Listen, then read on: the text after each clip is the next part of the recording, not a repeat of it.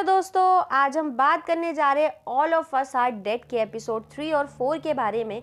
अगर आप लोगों ने अभी तक एपिसोड 1 और 2 नहीं देखा है तो उसका लिंक आप लोगों को आई बटन में मिल जाएगा, तो क्लिक करके उसे जरूर देख लीजिएगा। ये वाले एपिसोड भी बहुत ज्यादा इंटरेस्टिंग होने वाले हैं, तो वीडियो के एंड तक जरूर बने रहिएगा। दोस्तों, एपिसोड की शुरुआत में हम श्योक को देखते हैं जो खिड़की के रास्ते से बाहर निकलने की कोशिश कर रहा होता है। तभी उसकी नजर जियोंगसन पर पड़ती है जो कि रस्सी से लटका हुआ था और एक ज़ॉम्बी ने उसका पैर पकड़ रखा था। हालांकि श्योक उस ज़ॉम्बी को नीचे गिराने के लिए कहता है, लेकिन वह ऐसा नहीं कर पाता। इस दौरान श्योक जियोंगसन के पास पहुंचने की कोशिश करता है तो वो देखता है कि एक ज़ॉम्बी उसकी तरफ उसे काटने के लिए बढ़ रहा है, जिससे वह खुद को बचाने के लिए जियोंगसन के ऊपर कूद जाता है और ज़ॉम्बी को नीचे गिरा देता है। जिसके बाद वो लोग सही सलामत अपने दोस्तों के पास पहुँच जाते हैं। तभी हमें झलक दिखाई जाती है कि शहर में ज़ॉम्बीज ने हमला कर दिया है और लोगों को नुकसान पहुँचा रहे हैं। फिर हम देखते हैं कि बच्चे ऑनलाइन मदद मांगने की कोशिश करते हैं। तभी खिड़की पर लटक रहा पाइप तेजी से हिलने लगता है, जिससे सब लोग बहुत ज्यादा डर जाते हैं। इसलिए उसे चेक करने के लिए जब जियोंगसन आगे बढ़ता है तो अचानक से उसके सामने एक ज़ॉम्बी आ जाता है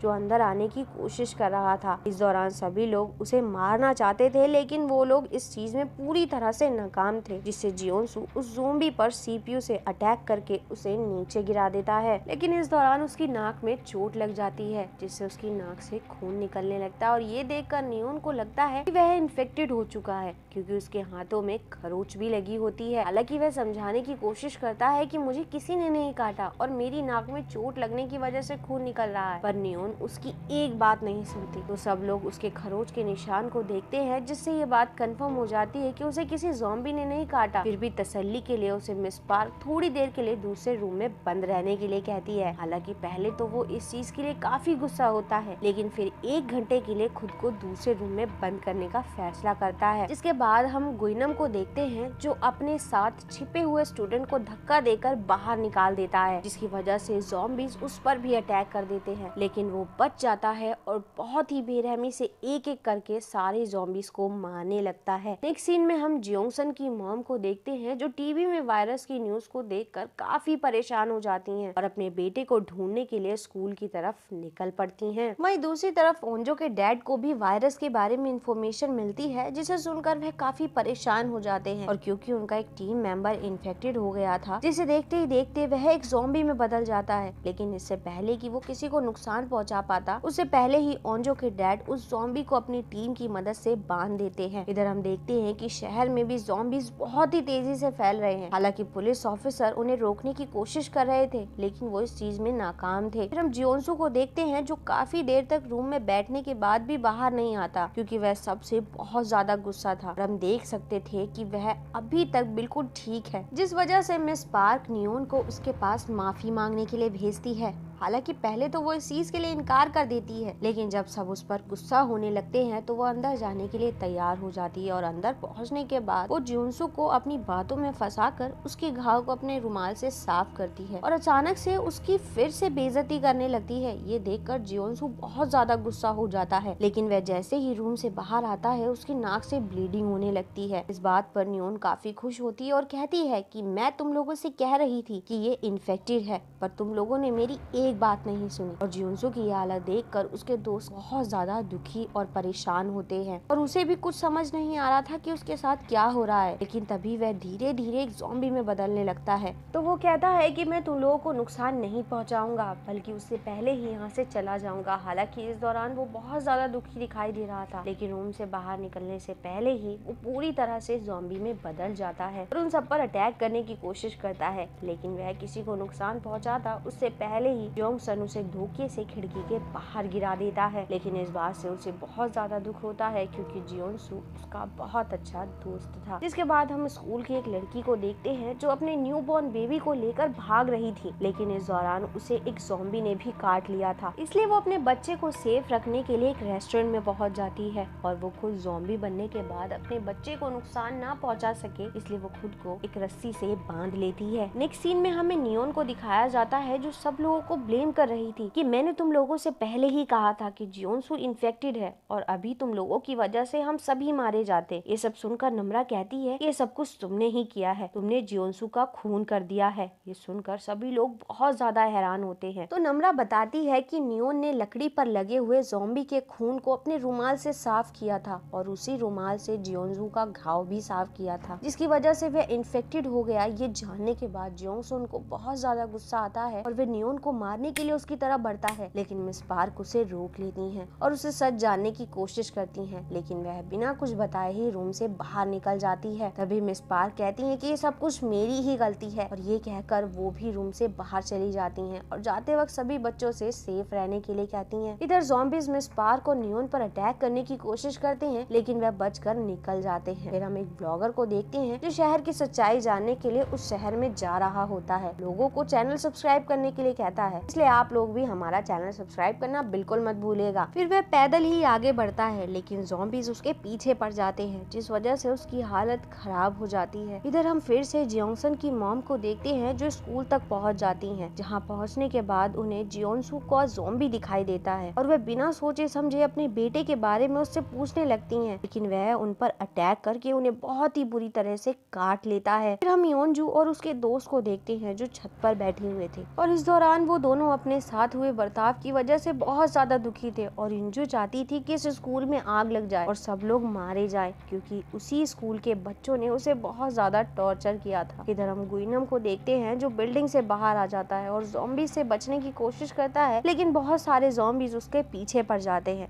जिससे वह भागते हुए वापस से स्कूल में आकर प्रिंसिपल ऑफिस में छुप जाता है। हालांकि वहाँ भी बहुत सारे ज़ॉम्बीज मौजूद थे जिन्हें वे एक एक करके चाकू से मार देता है। इसके बाद हमें फिर से उसी व्लॉगर को दिखाया जाता है जो अभी भी वीडियो रिकॉर्ड कर रहा था और अपने ऑनलाइन मौजूद दोस्तों से ये बात कह रहा था कि मेरी वीडियो को लाइक और शेयर करना बिल्कुल मत भूलेगा। और क्योंकि वह पूरी तरह से फंस चुका था, इसलिए जब वो वहाँ से निकलने की कोशिश करता है तो बहुत सारे ज़ॉम्बीज उसकी तरफ बढ़ने लगते हैं। ये देखकर वो व्लॉगर बहुत ज्यादा घबरा जाता है, इसलिए उसके पैर में चोट भी लग जाती है। फिर हमें ली को दिखाया जाता है जिसके पास डिटेक्टिव पहुंचता है और काफी ज्यादा गुस्से में होता है, क्योंकि वो जानता था कि जो कुछ भी हो रहा है उसका जिम्मेदार सिर्फ ली है। इसलिए वो ली से इस बारे में पूछता है तो ली उसे बताता है कि मैंने सबको पहले ही इस बारे में आगाह किया था, लेकिन किसी ने मेरी बात नहीं सुनी और यही वजह है कि ये वायरस चारों तरफ फैल गया है। फिर वह बताता है कि मेरे बेटे को इस स्कूल में बहुत दिनों तक बुली किया गया, जिसकी वजह से उसने सुसाइड तक करने की कोशिश की थी, लेकिन मैंने जब इस बारे में प्रिंसिपल से शिकायत करने की कोशिश की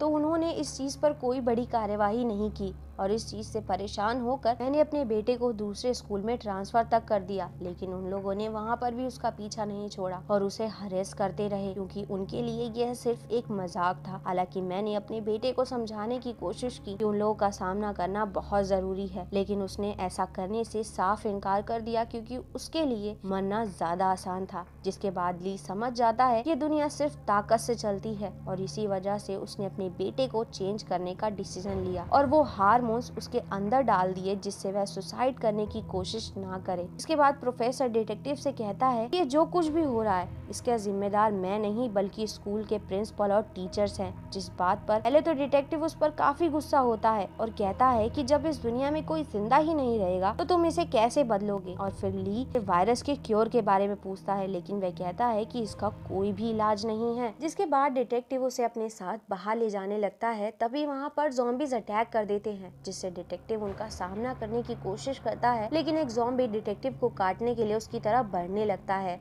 हालांकि ली उसे बचा लेता है, जिससे वह ज़ॉम्बी उस पर अटैक कर देता है और वह भी इन्फेक्टेड हो जाता है। फिर जब डिटेक्टिव उसे अपने साथ चलने के लिए कहता है तो वह इस चीज के लिए साफ इनकार कर देता है और कहता है कि इस वायरस का इलाज मेरे लैपटॉप में है, जो कि स्कूल की साइंस लैब में है। और इससे पहले कि डिटेक्टिव कुछ कर पाता वो सारे ज़ॉम्बीज उसकी तरफ अटैक करने की कोशिश करते हैं, लेकिन ली उन सबको रोक लेता है और डिटेक्टिव को वहाँ से जाने के लिए कहता है। जिसके बाद ली एक ज़ॉम्बी में बदल जाता है और इस दौरान वो बहुत ही ज्यादा ज्यादा खतरनाक दिख रहा था। फिर हम स्टूडेंट्स को देखते हैं जो कि रेस्क्यू टीम न आने की वजह से बहुत ही ज्यादा दुखी और परेशान थे। उसी तरफ हमें जंगहारी को दिखाया जाता है तो अपने भाई को ढूंढने के लिए स्कूल की बिल्डिंग के अंदर जाने का फैसला करती है। फिर हम जियोंगसन और उसके दोस्तों को देखते हैं जो टीचर्स रूम से फोन लाने का डिसीजन लेते हैं। इसके बाद हमें यूंजी को दिखाया जाता है जिसे उसका दोस्त बताता है कि गुइनम ने उसका वीडियो ऑनलाइन पोस्ट कर दिया है और पैसे ना मिलने पर वो वीडियो अपने आप 9 बजे पब्लिक हो जाएगा। ये सुनकर यूंजी बहुत ज्यादा परेशान हो जाती है और वो भी गुइनम का फोन ढूंढने का डिसीजन लेती है। फिर हम जियोंगसन और शियोक को देखते हैं जो स्टाफ रूम की तरफ जब बढ़ रहे होते हैं तब जियोंगसन शियोक से पूछता है कि क्या तुम सब कुछ ठीक होने के बाद ओंजो को डेट करने वाले हो, और शियोक इसका ठीक से कोई भी जवाब नहीं देता। फिर यूंजी जब स्टाफ रूम जा रही होती है तो बहुत सारे ज़ॉम्बीज उस पर अटैक कर देते हैं जिससे वह भी इन्फेक्टेड हो जाती है, लेकिन स्टाफ रूम सामने होने की वजह से वहाँ से स्टाफ रूम में पहुंचकर सारे फोन तोड़ने लगती है। इससे जब जियोंगसन और शियोक वहाँ पहुंचकर उसे ऐसे देखते हैं तो वो दोनों काफी घबरा जाते हैं। फिर जब जियोंगसन फोन लेने की कोशिश करता है तो यूंजी उसे देख लेती है और उस पर अटैक करने की कोशिश करती है, जिससे उसकी आवाज सुनकर और भी ज़ॉम्बीज वहाँ पर पहुँच जाते हैं। इस वजह से शियोक खिड़की के रास्ते से वहाँ से बाहर निकल जाता है, लेकिन जियोंगसन ऐसा नहीं कर पाता, इसलिए वो दरवाजे से बाहर निकलता है।